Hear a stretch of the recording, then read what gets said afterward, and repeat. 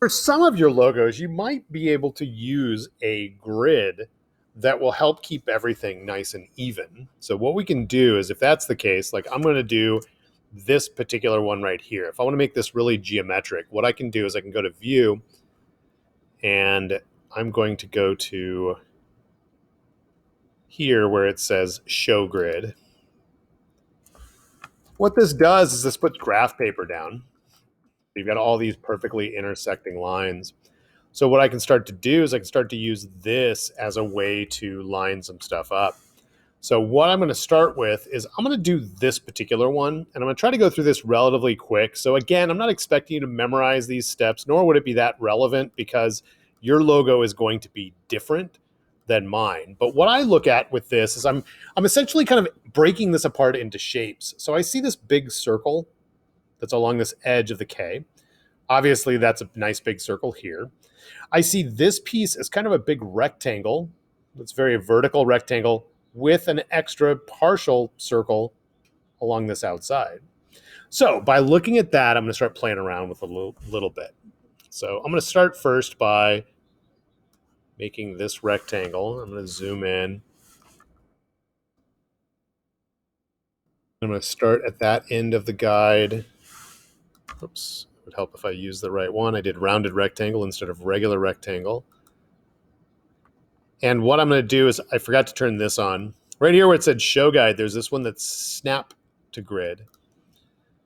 What we're going to do is I'm going to use this. See what it's doing is it's automatically snapping to the grid that's on there. So this won't match up 100% with the photo, but that's okay. I'm going to get it close.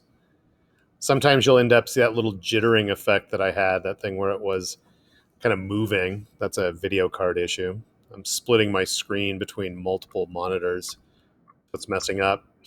Notice what I'm doing is I'm moving the ruler back and forth.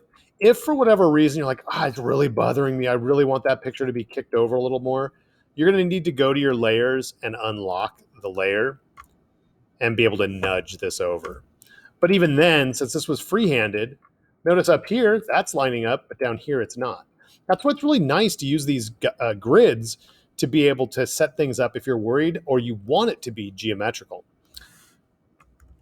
All right, now I'm going to go ahead and look at creating that edge here in a second, but I'm going to start first with the circle. I'm going to take this ellipse. Notice it's got this little pencil with a cancel sign. I forgot to go back to the layer that's not locked. That'll happen. So I'm going to start up here, and I'm going to start to drag to try to figure out what I want to do to create this little curve that's happening on the portion of the K. So I'm noticing that I want that to curve all the way out. So I'm going to keep moving this. There we go. So see how it's kind of cutting this thing off, but it's going to help me keep that edge nice and even. So I'm going to go ahead and put a stroke on there, hide that little guy. And then I'm going to copy it. So Command or Control C, Command or Control F, that will duplicate it on top. So I've just basically got it in the exact same spot. So what I'm trying to do is I'm looking at where this curve is, where it's connecting up into the vertical rectangle that I've set up. So now I'm just kind of playing around with kind of seeing, is this a way to make it snap so I can create that little foot of where the K is. And that's looking okay. Not perfect, but that's okay. All right, so now I am going to go in and I'm going to highlight all of these. Now, whenever I'm using the shape builder, I've mentioned it before, I'm always worried that it's going to create something that I didn't intend. So I'm going to duplicate this by highlighting all of them, holding on my Option or Alt key, and dragging up so that I've got my untouched one. Now I'm going to highlight all of these again, and I'm going to use my shape builder to combine the foot with those two curves. And then I won't need these pieces, so I'm just going to hold down my my Option key, or Alt if you're on a PC. I'm just going to drag between those two. And now, relatively quickly, I've got that portion of the K. Now, I'm also noticing that I could have used, whoops, using too many keys back.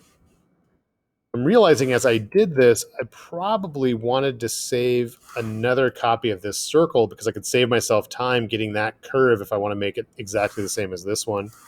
So what I'm going to do is I'm going to copy again, paste in front. I'm going to move this one over. What I'm looking at is trying to see how can I get this curve, and it's not going exactly. Yeah, that should probably work.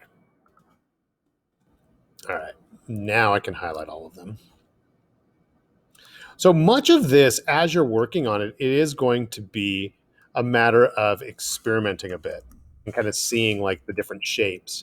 But I think the key thing on this one is looking at how can I use this grid to try to create something that's got a little bit more geometry to it.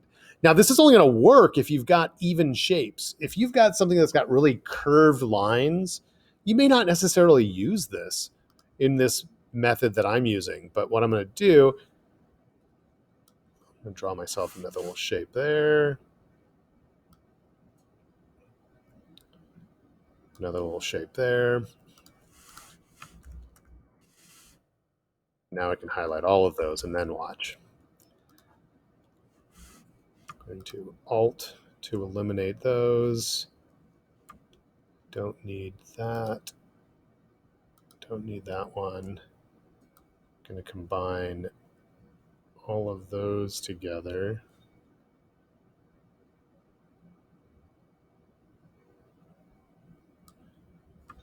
Going to eliminate those, eliminate that. Ooh, I do not like what happened there.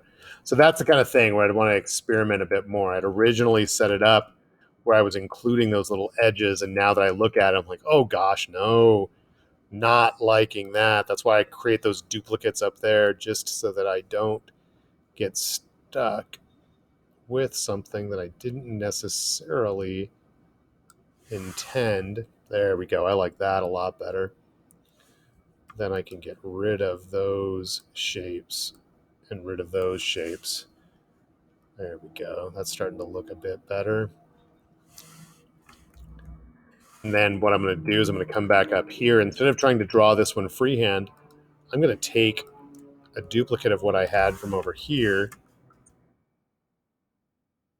line this up with where it was originally, and now I'm going to hold down the Shift key, and then as I'm dragging with the Shift key held down, I'm going to also press the Option or Alt key